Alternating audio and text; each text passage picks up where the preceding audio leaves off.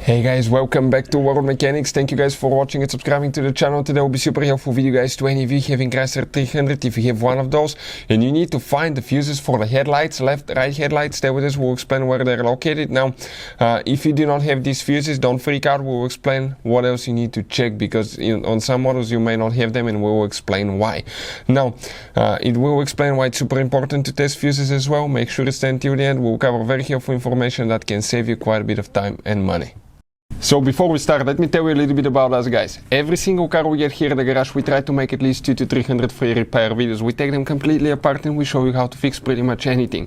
Why we guys do that? Because our mission in the shop is to save you as much money as we can. We will have multiple videos on Chrysler 300. We'll be taking them apart. We'll make videos about almost everything you can think of, including mechanical, electrical. You can check our channels for more information as well. And if you need to guys buy any parts, tools for a good price and quick shipping, check out the link in the description of the video below. That's where we get all our tool supplies from.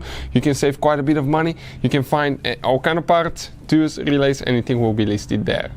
So what we have specifically here, V6 3.6 engine, but even if you have a different engine on Chrysler 300, the procedure will be about the same. This is the cover right here. We are going to go ahead, open it on each side. You squish, pull straight up. You can flip it on the side, and on the inside we have the fuses and the relays located right here. So what do we need to check guys? Two fuses that you need to check for headlights, okay? And I see somebody installed the wrong type of fuses here, so that should never happen.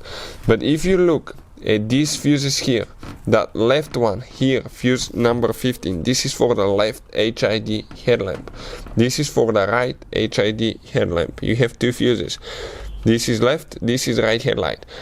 They're supposed to be 20 amp fuses. They put 20 amp fuses, but the type of fuse that you were supposed to have here, it's like this one here.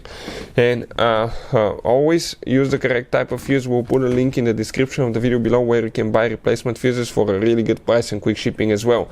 Another thing, if you guys need to buy relays, we'll share that link as well, but it's always a good idea to test fuses because the original fuses are really hard to tell if they're burnt or not, and if you cannot see that the fuse is burnt, you may spend quite a bit of time and money fixing a problem when all you had to do is test the fuse. Check out, we'll put a link in the description of the video below that will teach you how to test fuses and relays.